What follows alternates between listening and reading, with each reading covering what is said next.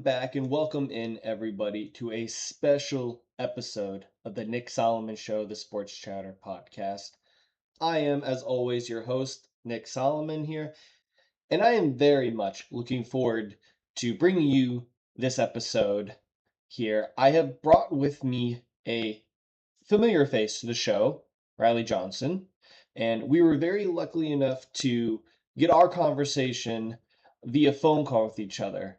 So, before I move forward, I cannot believe that we're already in December.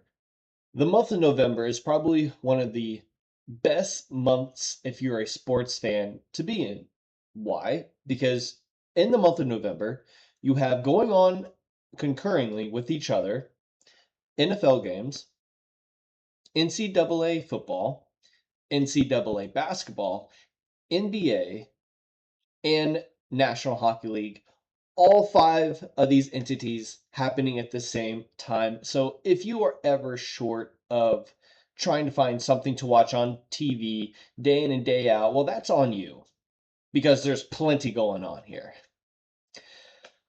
The college football playoffs are just right around the corner here. But before we can get there, we have championship weekend coming up.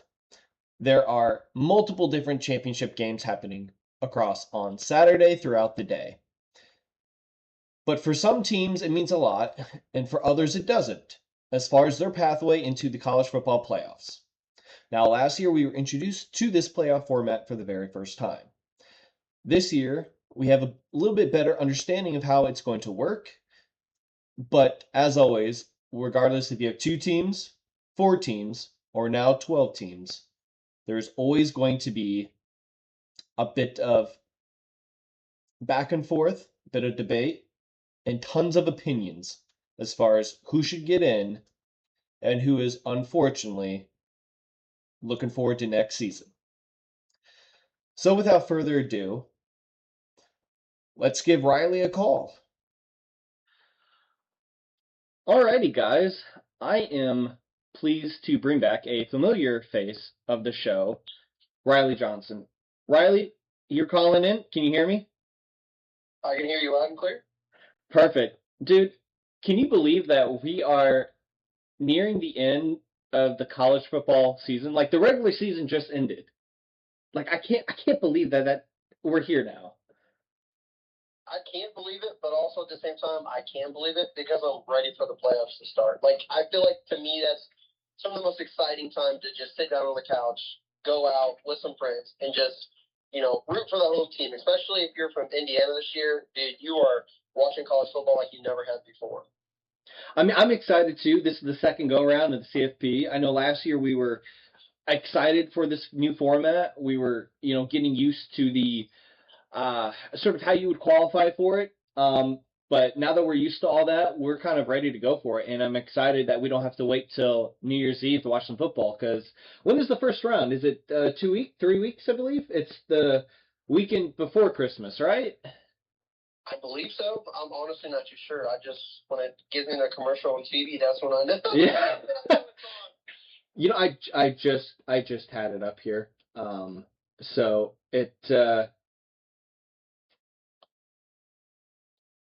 It looks like it is December 19th. So December 19th would be the first game on Friday. Yeah, that makes sense. So December 19th we'll get the first round of the playoffs for this year. So that is around the corner. So again, at least we don't have to wait until New Year's Eve to watch any important bowl games.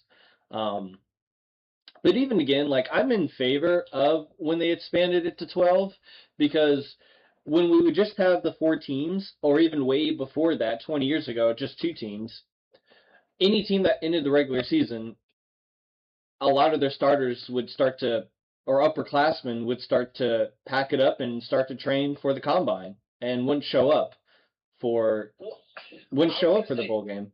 I was going to say, not just that, but I feel like when you only had 4 teams, you took away from the amount of talent that is going to be seen by the NFL. Because millions of people are going to be watching all these playoff games. Now you have more teams in it than just the 4 teams. And if it's not a college you root for, you're not really watching it unless you're a true college football fan. Exactly. And having these games, expanding it to 12, and making it, starting on December 19th, you're only given like a 2 week break between this championship weekend, which is this weekend coming up, and um, when that would start. So we're really not sitting at. It's like we get a bye week or so, a couple weeks of a bye week, essentially, before we get playoffs starting. And instead of having, I don't know, 800 plus athletes start to pack it up for the combine, you get 300 or so of them ready to play for, the rest of this year.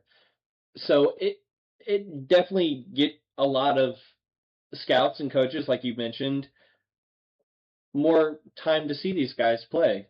And as an audience, like I get to get more familiar with some of these players from some of these schools that I may not have even paid attention to.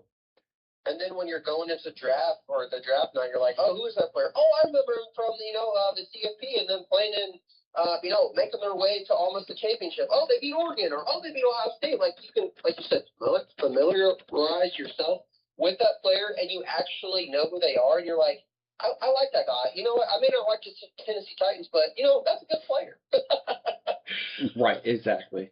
So, moving forward for this year, currently the CFP, the brackets are the 1 seed Ohio State, 2 seed Indiana, 3 seed Georgia, 4 seed Texas Tech, 5 seed Oregon, 6 seed Ole Miss, 7 seed Texas A&M, 8 seed Oklahoma, 9th seed Alabama, 10th seed Notre Dame, and then the 11th and 12th seed are currently kind of left out for the conference champions for, I assume, what would be the ACC and what would be an at-large champion, whether that was the Sun Belt Conference, Mountain West Conference, or the AAC Conference. So, with that being said, are we at all shocked that Alabama is in this, or they're rated over Notre Dame, that they jumped them? Dude, I was honestly thinking about that because obviously you guys know that I'm a huge Notre Dame fan.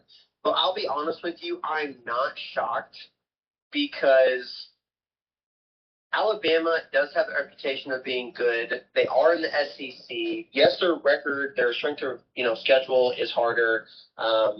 But Notre Dame hasn't played anybody after the second week of their whole schedule.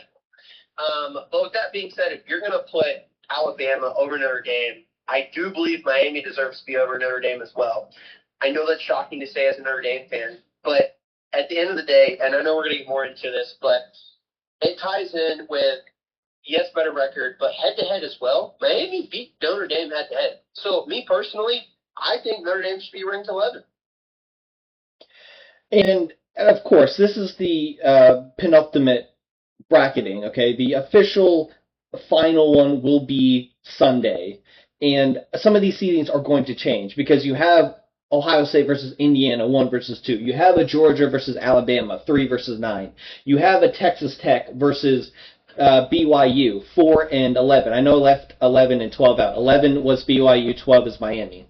And you don't even have the ACC people mentioned here, which is Virginia and Duke. One of those two teams are going to be in the 11th and 12th slot. And then you have the teams sitting at home this week not doing anything in Oregon, Oklahoma, Ole Miss, Notre Dame, and Texas A&M. So, again, these seedings could change around a little bit. I firmly believe, though, that Ohio State and Indiana are both not going to move outside of the top 4, regardless what happens. Regardless if IU loses or regardless if Ohio State loses, I don't think either one of those two teams are falling out of the top 4. Why? Because Oregon is sitting at 5, and we know IU beat Oregon in the regular season. That's kind of that buffer line.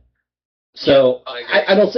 If let's say even if Indiana gets smoked, then Oregon's going to get dropped further, and IU's going to IU is not going to be any lower than where Oregon will be at. I guess is where I'm at. Number 4 seed is the lowest IU could go. Correct. Same thing with Ohio State. Same exact thing. Mm-hmm. Agreed. The movements would be who could come into it if Texas Tech were to lose to BYU, who slots in? Probably it's Oregon. I'm not sure. Um, you'd have to start comparing now. Oregon and Texas A&M. They're head. I'm sorry, not head to head, but they're kind of they have the same overall record. They have the same conference record. You just have to start comparing those two. Same thing with Ole Miss. You'd have to throw. I think those three teams have to be laid out next to each other to see who would get into that fourth slot if Texas Tech were to lose. And that's a big ripple effect because if BYU wins, Notre Dame's out. Notre Dame is out of the playoff if BYU wins. Let's dive into that here because no way. There's so much uncertainty with the bottom half of the bracket, and honestly, it's Alabama, it's Notre Dame, it's Miami, and it's BYU. It is what it is. I think you can throw away Texas. Texas is not getting into this thing, which is a shame because they beat three, and this is what matters to me. It's who you won or who you lost to at the moment in which you faced them. So because a team may be ranked now or may not be ranked now, doesn't mean they were or were not when you faced them. So, like, Texas beat Oklahoma, who was ranked 6th at the time. They beat Vanderbilt, who was ranked 9th at the time. And they just beat Texas A&M, who was ranked 3rd at the time. They were the only team ever to beat 3 top 10 rated schools in the same year. But they're not going to get in because they have 3 losses. They have 3, and it should just be as simple as that. It shouldn't be how you lost. To me, it should just be that you lost or that you won. Like, you can't hold up their loss to Ohio State as the fact that Ohio State's the best team in the country, and they've pretty much boat raced almost every single team they have faced except Texas. Texas is their closest win, I guess, for Ohio State, but it's still a loss. So I don't think that you can give that as much as an advantage to Texas, and I agree you can't give that as much of an advantage to, well, maybe you can give that advantage to Ohio State because Texas is still ranked 13th. So it's still a ranked win. Now, it's for Ohio State when they played Texas. Texas was what, the number 1 team? They were, at the time they were, yes. So it matters more for Ohio State than it does for Texas. I don't think you can. I don't think you should measure how quality the losses you are. So that's where we're at with Notre Dame. They lost to Miami and to Texas A&M. It doesn't matter that both of those teams are rated within the top 15 right now. When you beat them, I'd have to go to Notre Dame's schedule real quick here. I have everyone else's schedule brought up except theirs because, of course. Notre Dame lost by 3 to Miami. I know that. All right, so when Texas A&M beat Notre Dame was ranked 8th. And Texas A&M was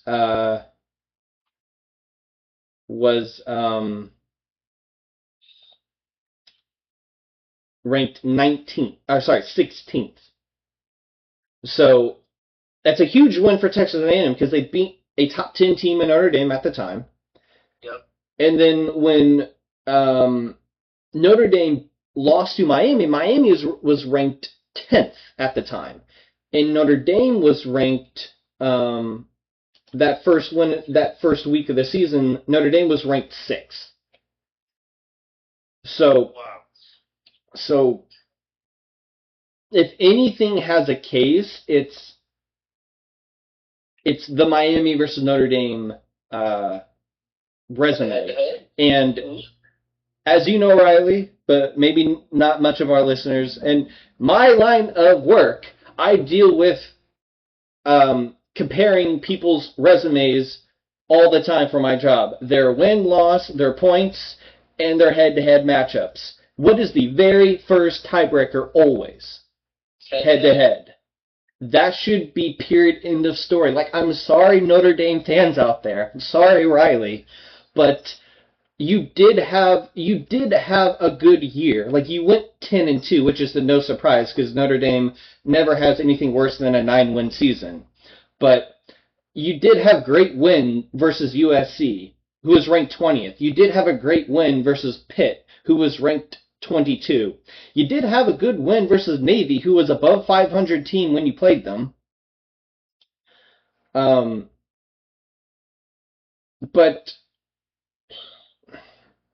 It just goes, you lost. It goes to show it's the same argument as Texas. It doesn't matter that they had all these great wins. You still lost like 2 games. Yes, Texas lost 3, but every loss matters just as much as every win does. And even the boost Miami a little bit more. They beat 6 Notre Dame, as we know. They beat 18th ranked South Florida when they played them again. They beat 18th ranked Florida State again when they faced them. And they just beat this past weekend 22 ranked Pitt again when they faced them. So So that's 4 ranked victories that Miami has when they play these opponents. Which that should add to their resume. Like, that also deserves for them to be, as much as I hate to say it, ranked above Notre Dame. But then also, and I know we're going to talk about Alabama as well, and I think the committee did this on purpose. They ranked Alabama number 9 because even if Alabama loses to Georgia in the SEC championship, Alabama's not going to fall. Alabama's not going to move. The only way Alabama moves is if they beat Georgia. I agree. 100%. They basically gave Alabama a buffer. I'm not saying they're 100% locked, but they can rest easy even if they lose. Now, I think if I'm Alabama, do I think I'm in? Yes. Do I need to make no doubt? Yes. If you're going to lose versus Georgia, make it close. If Georgia beats Alabama the way that Georgia beat Texas when it was like 35-10, I think you might have some bigger chimes coming in from the likes of some of the teams ranked behind them. I think if Alabama loses, I don't think they're 9th. I think they're in, but I don't think they're 9th. I think they're 10th essentially. They can't be 11 or 12. So I do think they fall back. It's really the matter of, does BYU beat Texas Tech or not? If BYU loses, which they're not favored to beat Texas Tech, and that's BYU's only loss this year was to Texas Tech at Texas Tech. I'm sorry, at home earlier in the year. If BYU were to lose again, then BYU drops, and then you have a direct correlation between Miami and Notre Dame side by side with each other. Yep. And that is where I think Miami gets placed over. Correct, because the committee did say that even if you don't play this weekend, teams that are idling can get moved. And it makes total sense. Like, as much as it sounds weird to say, oh, you can't move because you didn't play, but at the same time, like, when you do play and you beat, like, you win your championship, that should matter more and be able to move you up.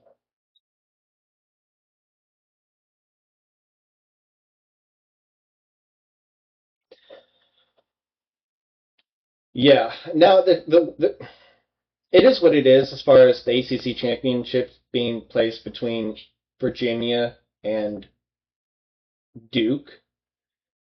Guess what?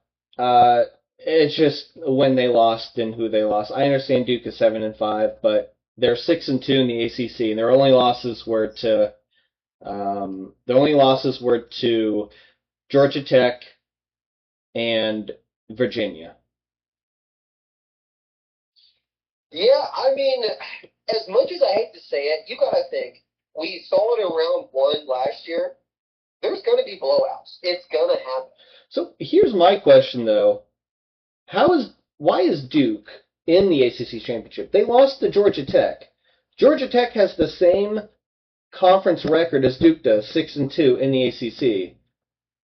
Why isn't Georgia Tech above? Okay, so I might need to offline here go back and see how Duke made it into the ACC championship game because that doesn't make any sense. They didn't play sure. They didn't play SMU and they didn't play Miami because there's like 18 teams in ACC like there is the Big Ten, so you don't play everyone.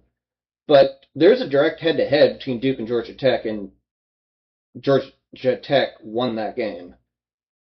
Yeah, I don't know. I remember seeing scenarios like 2 weeks ago, like, if everything happens correctly, this is how Virginia makes it, this is how Duke makes it. And like you said, I'd have to go back offline to figure that out because to think that like a 7-5 team is in the ACC championship is insane. Now, say they win it, say they play Oregon first round, whoever it may be, and they beat them. Now, that would be insane. But at the same time, statistics does not say that even if you win the ACC championship, are you going to be a team that's in the top 8 already? So, going forward, though, when we're thinking of teams that we want to see in the CFP compared to deserving, does school reputation matter with it? So just because you're Alabama, does that already give you a bonus? Or because you're in the SEC, like, does that already give you a leg up just because you know your strength of schedule is already going to be in the, top 20 percentile? Yes. So does school, so is it that we should just, I'm sorry if you're, Boise State and you went 12-1, you're going to be a 12th seed? Is that just, it is what it is? And then if you're, I don't know, if you're Michigan, and let's say Michigan would beat Ohio State, but they would have lost, they wouldn't have been in the Big Ten championship game, and let's just say they're 10-2, and they could be in this mix here, like where Miami is at, and Michigan gets in, but Michigan, let's say they get a 9th seed. But if you're, Virginia, who's could easily win the ACC, they'd be 11-2, they'd be a 12th seed. Like, does reputation matter? Should it matter? That's so hard, dude. I think that's a great question because I think that's what everybody fan-wise has been asking ourselves. Obviously, it's what the committee. I think that's personally what the committee struggles with every single year, especially like this year and last year, because it does matter. But by them saying that idle teams can move, they are giving themselves a way out to being like, oh, well, hey, Ole Miss is like sitting at 6 or 7 right now, but say Virginia does win. Does Virginia get to be a 6 seed? Because they're a conference champion? Like, which one does matter more? Does a conference champion matter more? Does a conference matter more? Obviously, we know a conference matters more because if you look, you look at number 1 through 12, how many teams are from the SEC? The majority of them, or more of them, are going to be in there. Does your reputation matter? And as much as I hate to say it, it does. And it comes down to this right here, and I think we all know it. It comes down to money. Who's going to make you more money? Are you going to want to see Notre Dame in the CFP, or are you going to see Miami? Notre Dame brings in more money, so you're going to want to see Notre Dame in there. But at the same time, I don't think it should be based off of a reputation. It shouldn't be based off the school. And that's why Texas having 3 losses, I'm okay with them being out. Like with Alabama, for example, with them having 2 losses, if they had 3, they'd be out immediately. But they only have 2, so it gives them, leeway. Me personally, dude, I think Vanderbilt should be in the top 12 because they had a historic season and the amount of teams that they did knock off. And that's just me personally. That's a hot take for me. I wish Vandy was in. So I'm glad you brought up Vanderbilt here. And we might be the only people bringing up Vanderbilt. But I was looking at them earlier and just comparison to everyone else because obviously they're on the outside end as well. But last year wasn't a fluke for Vanderbilt when they were ranked for like the first time in like since I was born type of deal. This year they really have validated that. They have been ranked, if not every single week of this year. Now they have floated up and down because they're 10-2. They have lost some games, but Vanderbilt is 10-2. They have beaten 4 top 25 teams this year. 4. They beat 15 Missouri, 10 LSU, 11 South Carolina, and they just smoked 19 Tennessee. Their only losses were to Alabama, who by all purposes is in this, and to Texas, who is right there, who's one slot ahead of Vanderbilt because of that head-to-head. Um, at least the head-to-head in this worked out correctly. But that's the same as Alabama. Alabama also has beaten 4 top 25 opponents this year. And I believe they're the two teams, I'd have to see Georgia again, who are the only ones that beat 4 top 25 teams this year. So then my question goes to, because you just said, Alabama beat four, top 20 teams, and so did Vanderbilt. The teams that you named that Vanderbilt beat, none of them were in the top 10. Does that matter? Does that matter to the committee? I just think being ranked, well, so I want to do some deep diving on the whole aspect of strength of schedule versus strength of record. Are you familiar with the two and understanding how they're used? Yeah. Mm-hmm. So for the audience out there, because I wanted to look this up, and it turns out that I even had the wrong definition on the two here. So the best analogy between strength of schedule and strength of record is imagine you're in high school. Your strength of schedule is your classes that you're taking. Your strength of record is your GPA in which you get in those specific classes. So if you're taking a lot of base bottom, or not, I shouldn't say bottom, but just base level classes, and you have a 3.9 GPA, your strength of schedule is going to be very low, but your strength of record is going to be quite high. Whereas if you take a lot of AP classes, and your GPA is a 2.5, you'd have a very strong strength of schedule, but your strength of record would be quite low. So between the two, which one would I rather have? Obviously, the ideal is to have both high. But which one would I rather? I'd rather have a better strength of record because that's win-loss. That is just how you did. You can't always control the opponents that you face. Now, you can somewhat schedule your non-conference opponents at the beginning of the year, but when you're playing your conference opponents throughout the year and how they're doing when you meet them up, you can't control that. So I shouldn't think that should be a crutch against you. It's how is it anyone's fault that Florida State isn't doing that well, but they started off the year ranked because they beat Alabama, and by the third week of the season they were still ranked, and then after that they weren't. But that's why I think that your schedule is your schedule. Did you win or not? I have to agree. I mean, it's hard because when you look at the committee, you're like, which one are you taking into factor? What are you doing? And I know they're trying to take all of them into factor, but one has to weigh more than the other. Yeah, and I do want to circle back around to saying Vanderbilt and Alabama were the only two schools to win four ranked opponents this year. Georgia also did that. They also beat four ranked opponents as well. So those three teams. Now Tennessee faced a bunch of ranked opponents, but they beat three of them. Okay. But, okay, now, as you just said, three teams did it. Georgia's in. Alabama right now isn't a lock. I'm putting quotation marks around it, but dang near they are a lock. But then Vandy's ranked 14th. How are you going to put two teams that have four AP top 25 wins in and not put Vandy in? How is that fair? Exactly. So when you talk about why is Texas above Vanderbilt, it's because of that head-to-head. But if you look at their records, Vanderbilt, to your point, has a better resume argument than Texas does because of the four ranked opponents that they beat compared to now Texas has the best win of the year, beating Texas A&M at home for Texas, but that's the biggest win of the year in college football. Period. Is that so? That's going for Texas. However, for Vanderbilt, your losses were to Alabama and were to Texas, which that game is a 3-point game. Yeah, and then so to me, it's like, okay, do you rank Texas and Vandy above Notre Dame and Miami? Because you can't rank Texas above Vandy, but you also can't, rank Vandy above Texas. So then does that mean that Vandy and Texas deserve to be in, and then the first two out are Notre Dame and BYU or Notre Dame and Miami? Right. Like, that's how crazy this whole situation is. Vanderbilt doesn't have a bad loss versus a bad team, I should say. Texas does, and that's Florida. Now, that loss was close. It was, maybe not close, actually.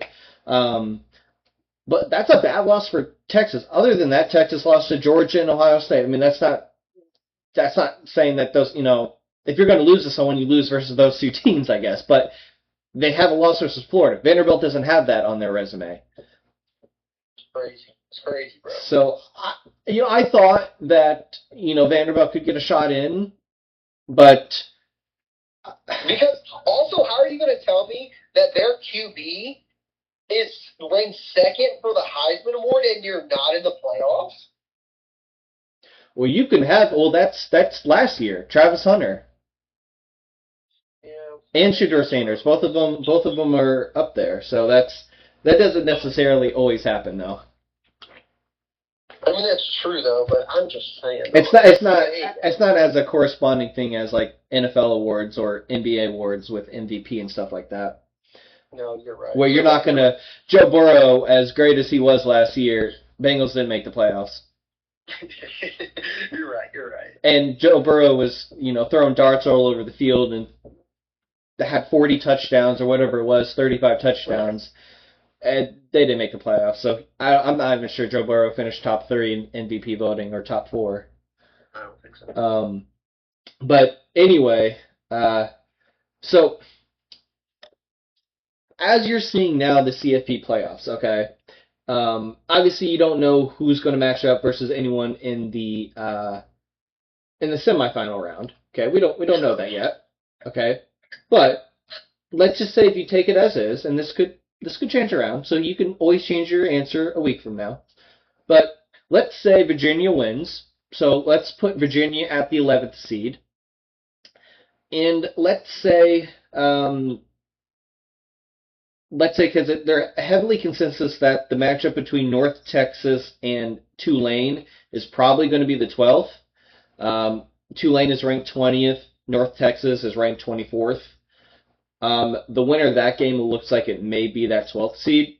So let's put the higher of the two seeds, which is Tulane. So let's put Tulane in the 12th seed. So your first round matchups are Texas A&M Notre Dame, Ole Miss, Virginia, Oklahoma, Alabama, and Oregon and Tulane. So, as you see as the bracket moves along, you'd have Texas Tech playing the winner of that Tulane, Oregon. You'd have Ohio State versus the winner of Alabama or Oklahoma.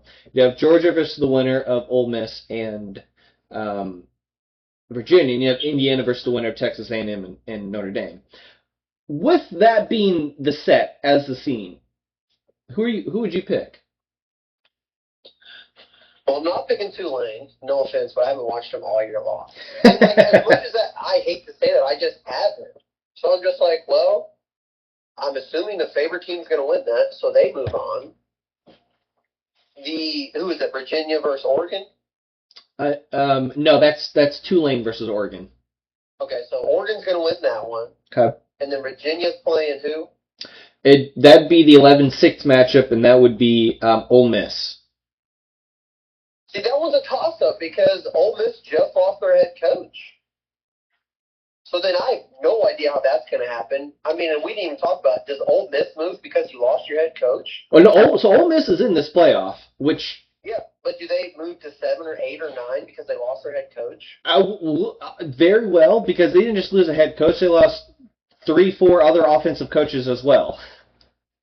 Which is insane to think about. So they very well may, which is disheartening to the players themselves. 100%. And that's a different podcast to talk about that whole thing. But I feel like you mentioned there that Ole Miss is probably, when it shakes out on Sunday, will probably drop from 6. Correct. So then you got Notre Dame and Texas A&M. I do believe Notre Dame's a better team, football team, as they hit their full stride and they can beat Texas A&M. And then in a revenge game? So you're saying the versions of the two teams now. You're saying Notre Dame's going to beat Texas A&M? Yeah, as it sits right now, yes. Okay. So then in your quarterfinals, you would have Oregon versus Texas Tech. Oh, you didn't say Alabama and Oklahoma. I'm sorry. I would. I mean, as much as I want Oklahoma to beat Alabama because I'm not an Alabama fan, I see Alabama winning that one. So then in your quarterfinals, you'd have Texas Tech versus Oregon. You'd have Ohio State versus Alabama. You'd have Georgia versus. Um, it sounds like you're swinging towards Virginia to beat Ole Miss. So, I am. so Honestly, yes. we'd have Georgia versus Virginia, and then you'd have IU versus Notre Dame. So take me through your quarterfinals. Which personally, I don't want Notre Dame to play IU again. We saw it last year. Yeah, it was cool, but I don't want to see two Indiana schools play each other, man. Yeah. That's not why I want. Like, if that happens, take me to the national championship, and I'm totally okay with that. Yeah. But personally, I would see Notre Dame beating IU. Not downing IU season. They've had a phenomenal season. But like I said, I just think that Notre Dame is the better team. Georgia's obviously going to whoop Virginia. Okay. Are you sure? Because Georgia barely beat Georgia Tech. Yeah, but that's a rival game, so I'm not worried about that. Okay. Then I've got Ohio State winning because Ohio State's the best team in the nation. And then my other one was Texas Tech versus Oregon. My sleeper team is Oregon. So, well, that's the next question there, but let's continue this bracket out here. So, in the semifinal matchup, you'd have Oregon versus Ohio State, and then you'd have Notre Dame versus Georgia. So, who's winning the semifinals for you? I'm taking Oregon. Like I said, they're my sleeper team, and I hate Ohio State, so I don't want to see Ohio State win. So give me Oregon, and then give me Notre Dame beating Georgia in the moving on to national championship. So you have Oregon versus Notre Dame, a return runner-up from last year, and last year's overall number one seed, Oregon, getting back to the mountaintop after a first-round exit last year, or sorry, quarterfinal exit last year. So, Oregon versus Notre Dame, where are you swinging? I'm swinging Notre Dame, and the reason I'm swinging Notre Dame is because we are a better football team than we were last year in the national championship. That's why I do personally think Notre Dame has the players, has the coach, has the skill-wise and the level to win on the biggest stage of the year. Now, the biggest thing is they have to make it. But if they do, I've got Notre Dame winning the national championship. If I may ask, and just to poke some holes into your Notre Dame, are you sure they're a better team this year than they were last year? In my opinion, I thought because there was a lot of talent that left Notre Dame last year, and like Notre Dame started off 0-2. Now last year they started off, I think it was maybe 1-3, and then they went on the same run that they are doing now, something like that. Yeah, because their only loss was to NIU. That's correct. Yeah. It was. That's right. We have the best two running backs in the nation by far. That's one thing that I will stand on. And then I think the QB we have now is a better QB than Riley Leonard. I'm not dogging Riley Leonard. I think he was a phenomenal QB coming from Duke. I think he fit our system very well. But as I've always said, and this goes for any team in the nation, this goes for NFL and college football. If your QB can throw the ball, you will win the national championship. And that's exactly why Ohio State won last year. They can throw the ball. To me, that's what it comes down to. If you have a QB who can throw, you give yourself a chance every single game. In your version, you have a 5 seed versus a 10 seed in your national championship. That is some March Madness craziness right there. I love that. I love that. Now, obviously, this is going to shake up a bit from the championship weekends. I personally, well, before I get there, what is your sleeper team? If you had a crazy, you can say Notre Dame is, I mean, they're 10th seed. You could pick them, I guess, but what would be your kind of your unofficial? We'll give you an official one next week, but right now, who's your unofficial sleeper team? Let's say in this version, BYU could potentially make it, Miami could make it, maybe North Texas, maybe James Madison, whatever it may be from those teams. Maybe Alabama drops out, Notre Dame drops out, whatever. What is your unofficial sleeper team? My unofficial sleeper team would be Ole Miss. Okay. Why so? And I say Ole Miss because they have the most to play for. losing your head coach. I mean, what more could fire you up to be like, look, everyone's going to doubt us the entire way there. Let's prove them wrong. So I think they have the most to, they have the most to lose. So how I think the brackets could actually like I don't think like let's just say BYU loses. Let's say Notre Dame stays in and Miami gets null and voided from this thing. I don't think Notre Dame will let's just say Indiana loses, and let's just say Georgia loses. So Georgia doesn't stay at 3. Let's say Indiana drops to 3, and let's say if Texas Tech wins, they come up to 2, or whatever it may be. Maybe Texas Tech loses, and so let's just say Indiana stays at 2. I don't see Notre Dame being the first round opponent that they would face in the quarterfinal, regardless of where IU sits at. I don't think they would do that unless it's really hard to move around those first round teams. I don't see that happening because of what you mentioned. I don't see that repeat. Could you potentially get other matchups where like maybe Georgia plays Ole Miss in the quarterfinal? That's two SEC schools. You could. I just that's fine. I really don't see no. I would see more of a rematch if Oregon was placed on IU's side of the bracket than I would Notre Dame. I guess. As a fan, dude, I just want to see different conferences play each other. Well, it's hard to when that's what I want to see. It's hard to when the CFP playoff is mainly the SEC Invitational. I mean, that's so true though. You got a point there.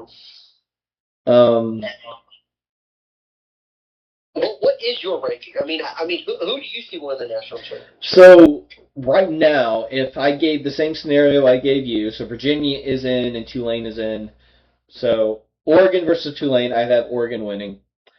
Alabama versus Oklahoma, again, it's maybe we didn't factor this in. The first round games are played at the lower seeds school. Home field advantage matters tremendously in college than it does the pros. So I see Oregon beating Tulane.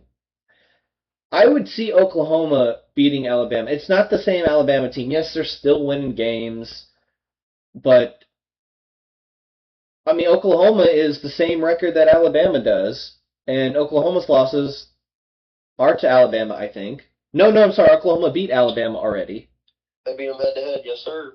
So I see Oklahoma beating Alabama again in Sooner Nation. Between Virginia and Ole Miss, I'm in the same boat as you. I would probably pick, even though it would be an Ole Miss, I would pick Virginia to win. And between Notre Dame and Texas A&M, man, Texas A&M, when they're on it, they're one of the best teams. They're a top 4 team. I agree. I do agree with that. But man, to be down 33 or 30-3 versus South Carolina, it was the South Carolina team that was 3 and whatever at that point, or 4 and whatever at that point. Yes, they came back and won, which is tremendous heart by Texas A&M, but still down 30-3, and to barely beat out some of their other opponents. Notre Dame's been consistent, and they've been building. So I actually would pick the road team. I would pick Notre Dame over Texas A&M. So Oregon versus Texas Tech, I would pick Texas Tech over Oregon. And the Ohio State-Oklahoma one would be very interesting. I would pick Ohio State over Oklahoma. Georgia versus Virginia, I would give Virginia a better fighting chance than you would in that game. But I would have Georgia over Virginia. And then I would have IU versus Notre Dame. Those are two teams that have the same style almost. But I'm going to pick the Heisman favorite as the key player that would help advance IU in that game. And then in my semifinals, you would have Texas Tech versus Ohio State, and I would have Ohio State beating them. And then between Georgia and IU, that would be an amazing game to watch. Look, I'm just going to fast forward. I have Ohio State versus Indiana in the championship game. A repeat of the Big Ten championship game. And I honestly can't say. Look, both of these two teams are probably far and above the two best teams in college football right now. I know you might want to squeeze Notre Dame in there, but look, the fact is there's only two undefeated teams left, and it's these two teams. And they're both highly rated on offense and highly rated on defense. Ohio State's the number one points per game defense. Indiana's number two. So this weekend's going to show me. This weekend's going to show me for both teams. They're made of this weekend. This weekend's going to show me for both teams. Ohio State didn't have the strongest of schedule until they got to Michigan. And IU did beat, at the time, number 9th ranked Illinois, boat raced them. And they did win at Oregon, which is ranked number 5. So obviously the committee thinks highly of Oregon. And Indiana dominated Oregon in that game, in Eugene. That's true. Though. So, yes, this weekend is going to tell a lot. Indiana is like TCU a couple years ago, but... Oh, you have to give IU more credit than that. I want to, but me personally, I can't. Wow. Okay. I can't. But that's why I'm saying, me personally, this weekend, and I'm not saying everybody, agrees with me, obviously, which is totally fine. I'm excited to watch the Big Ten Championship. I want to see what both teams are made of. Because if Indiana wins, bro, they get the number 1 seed. There's not a doubt in my mind. And there could be some chaos with this as well, and how the other championship things. Luckily enough, we'll know how it all will be because Big Ten Championship game is the last championship game slated, so we'll know how everything else shakes out by the time we get to them. I do love your pick, though, dude. We're both picking, our favorite teams because we both highly believe in them. We really do. Well, if I had a sleeper team,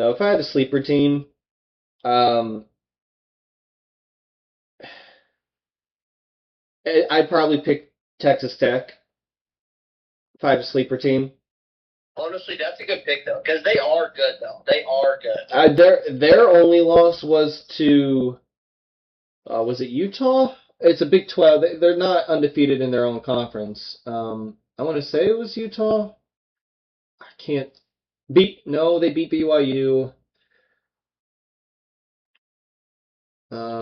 Give me a second. I'll be able to pull it up.